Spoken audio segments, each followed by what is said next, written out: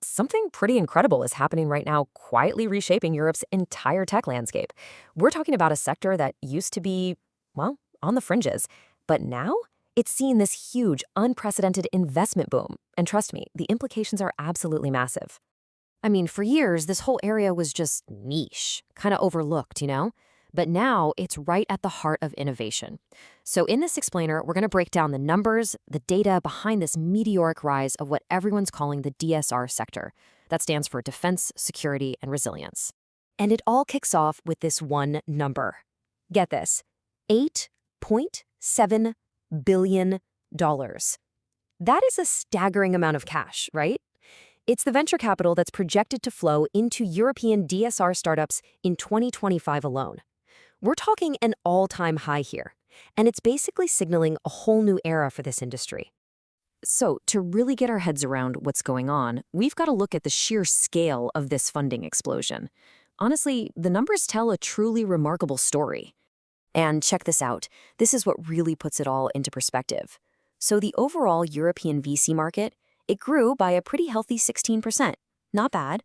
But the DSR sector, it just exploded. We're talking 55% growth. It's not just growing, it is absolutely in a league of its own. And this isn't just a one-off thing, not a single-year event. It's an accelerating trend. Just look at the journey here. Back in 2020, this was a $2.3 billion sector.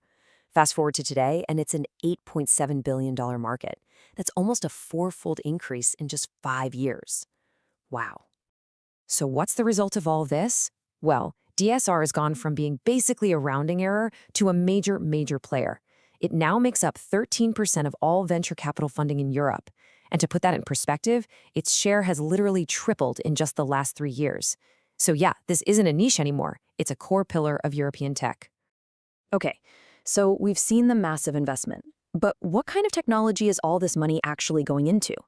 Let's be clear, it's about way more than just traditional defense. At its very heart, DSR is all about what we call deep tech. So I want you to think less about consumer apps and more about fundamental breakthrough science. We're talking new materials, advanced robotics, being turned into technology that can solve really critical challenges for entire nations.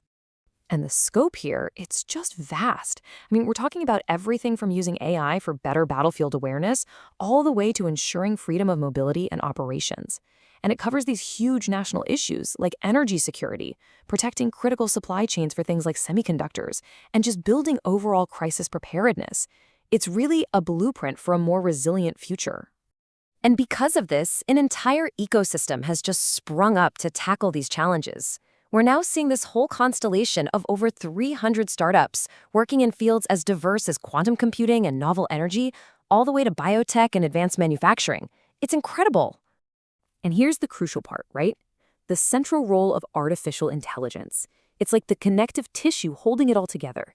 AI underpins 44% of all DSR funding, making it a key component in pretty much everything, from analyzing satellite imagery and powering autonomous drones to discovering new materials. All right, so now we know what this tech is. The next logical question is, where is all this innovation and investment actually happening?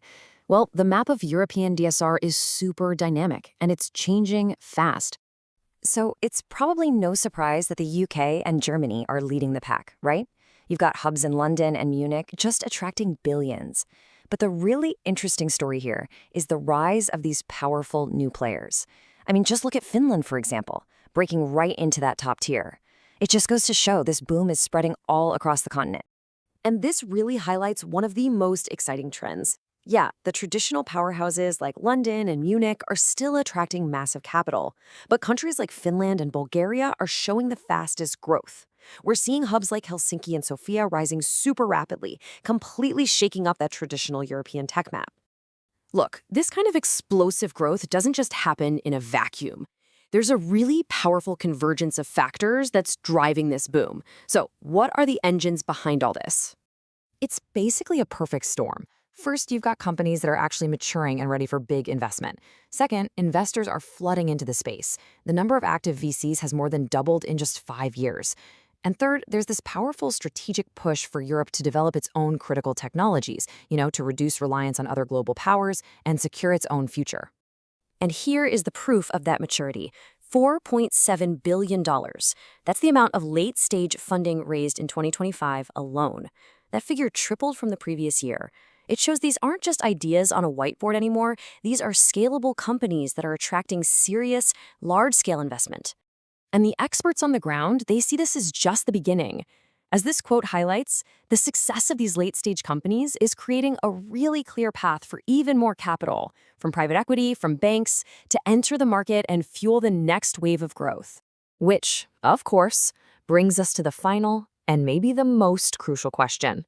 This isn't just about financial returns or cool tech trends. This is about building the foundational technologies for a secure and resilient future. So, as technology and national security become more and more intertwined, the big question is, will this historic investment boom actually be enough to secure Europe's place in the world?